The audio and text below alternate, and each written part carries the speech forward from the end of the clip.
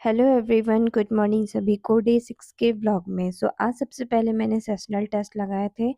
English में 31 and 27 and reasoning में 50 marks and 41 marks आए थे। और मैथ्स में मेरे 22 एंड 20 मार्क्स आए थे। टाइम कम था इसलिए क्वेश्चंस कम अटेम्प्ट कर पाई थी। फिर उसके बाद नरेशन के क्वेश्चंस लगाए थे, 17.5 मार्क्स आए थे। एंड वो कैब का एक लगाया था जिसमें 15.5 मार्क्स आए थे। देन उसके बाद फिर स्टडी स्टार्ट किया और सबसे पहले आज मैं कर रही हूँ फिजिक्स। आज फिजिक्स में मिरर और लेंस वाला चैप्टर कर रहे हैं, जिसमें मिरर प्लेस करके कॉनकेव और कॉन्वेक्स मिरर रहते हैं और फिर फोकस या कर्वेचर पे इमेज रखकर हम पता करते हैं कि इमेज का कैसी बनेगी, रियल, इन्वर्टेड, वर्चुअल कैसे बनेगी। एंड देन उसके अलावा लेंस का भी हमने इसी में पढ़ा है। इसके बाद फिर 2 लेक्चर और रहेंगे, 2-3 लेक्चर और हैं फिजिक्स में। देन फिर फिजिक्स कंप्लीट हो जाएगी। फिर मैं सोच रही हूँ स्टैटिक जीके करने को, क्योंकि स्टैटिक जीके में कुछ पोर्शन ऐसे हैं जो इम्पोर्टेंट हैं, लाइक स्पोर्ट्स हो गया और डांस हो गया, फिर म्यूज़िक इंस्ट्रूमेंट्स, ये सारे। तो इनको पहले कर लूँगी, देन उसके बाद फिर साइंस के अदर सब्जेक्ट्स करूँगी। इसके बाद फिर हिस्ट्री का रिवीजन स्टार्ट किया और आज कर रही हूँ इंडस वैली सिविलाइजेशन। इसमें ज़्यादा कुछ मतलब कि ऐसा नहीं था कि मुझे याद ही करना था, क्योंकि बहुत सारी चीज़ें पहले से ही याद थी, बस एक रिवीजन की ज़रूरत थी, तो रिवाइज कर लिया था सारी चीज़ें। और यही होता है कि प्लेस और रिवर भूल जाता है, कि मान लो पूछ लिया कि कालीबंगान कहाँ है, तो प्लेस पूछ लेगा और नदी पूछ लेगा कि किस नदी के किनारे है, तो ये सारी चीज़ें याद होनी चाहिए अच्छे से। कुछ में कन्फ्यूज़न होती है, जो गुजरात और राजस्थान का, इन दोनों प्लेसेस का मिक्स हो जाता है।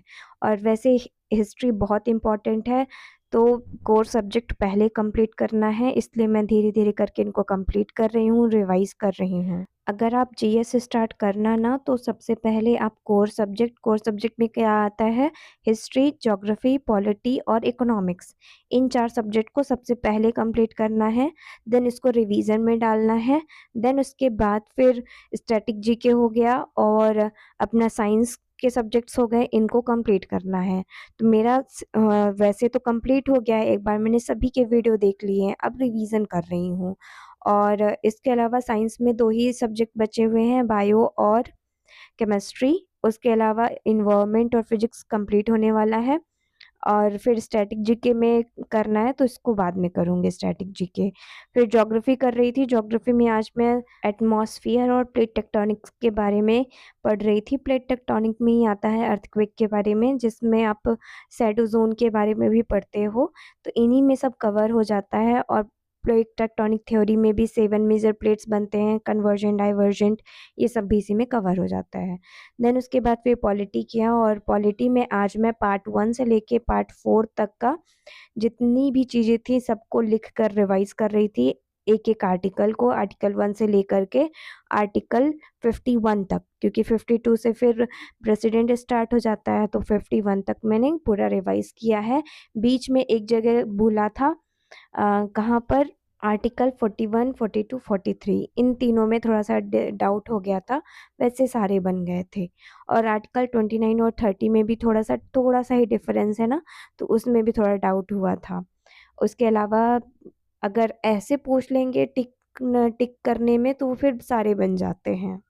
आर्टिकल 19 सामरो, फिर उसके बाद आर्टिकल 38 के बाद 39 एलडीसी गोज़ टू पीएचसी, ये पूरा याद हो जाएगा आपको एक साथ, मतलब कि इतने सारे आर्टिकल एक बार में ही याद हो जाते हैं।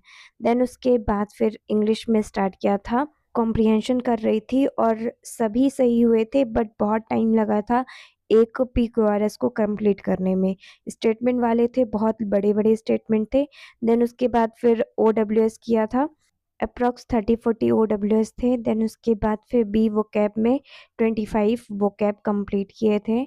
और ये भी इम्पॉर्टेंट ही है, बहुत सारे ऐसे मिले जो मैंने पेपर में भी देखे हैं। देन उसके बाद फिर फ्रेजल वर्ब में आज मैंने कॉल और पुट वाला फ्रेजल वर्ब कंप्लीट किया था, नहीं, लुक और पुट वाला। देन उसके बाद फिर स्पेलिंग स्टार्ट किया, और स्पेलिंग में 200 प्लस स्पेलिंग को मैंने रीड किए होंगे। इंग्लिश में वोकैब अगर स्ट्रॉन्ग करनी है ना, तो ज़्यादा से ज़्यादा वोकैब पढ़ना पड़ेगा। ये मैंने देखा है। इसके अलावा कोई ऑप्शन नहीं है कि कैसे याद हो जाएगा, कैसे बन जाएगा। बस ज़्यादा से ज़्यादा पढ़ना पड़ेगा, वोकैब याद करनी पड़ेगी, एंटोसाइनो, ओडब्ल्यूएस, फ्रेजल वर्ब और इडियम्स सब कुछ पढ़ने पड़ेंगे, तब जाके कंप्लीट होता है। सो आप सब भी धीरे धीरे करके, अभी शुरुआत अगर होगी तो धीरे धीरे करके कंप्लीट करना, बट थोड़ा थोड़ा करके कंप्लीट ज़रूर कर लेना। सो स्पेलिंग कंप्लीट करने के बाद फिर मैंने होमोनिम स्टार्ट किया, और होमोनिम में भी मैंने 50 होमोनिम को कंप्लीट किया है। आप सब भी होमोनिम बताना, राइट, WRITE और RIGHT, इन दोनों में क्या डिफरेंस है होमोनिम में, अगर आप बता पाओ तो। इसके अलावा बेलिकोज वर्ड के जितने भी सिनोनिम्स आपसे आते हैं उसको भी आप बताना, और एंटोनिम आते हैं तो एंटोनिम भी बताना, ठीक। होमोनिम करने के बाद फिर मैंने एंटोनिम सिनोनिम किया, और आज मैंने सिर्फ 25 एंटोनिम सिनोनिम ही किए थे, ज़्यादा मन नहीं था करने का। बस एक बार रीड कर लिया था सभी के एंटो और साइनों को। देन इसके बाद फिर स्टार्ट किया था नरेशन चैप्टर का रिवाइज, और नरेशन चैप्टर में 2 क्लास का रिवीजन, यानी कि जैसे सर ने 5 क्लास ली थी नरेशन में, तो 2 क्लास का रिवीजन कर लिया था।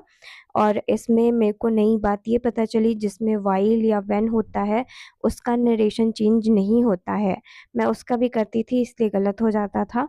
सो नेक्स्ट टाइम से मैं ध्यान रखूँगी, व्हेन या वाइल का नरेशन चेंज नहीं होता है। सो इतना ही था आज के वीडियो में, और thank you for watching my videos. Next day का भी व्लॉग शेड्यूल लगा दिया है, and thank you for watching my videos. पसंद आएगा तो लाइक करना। Thank you, bye bye.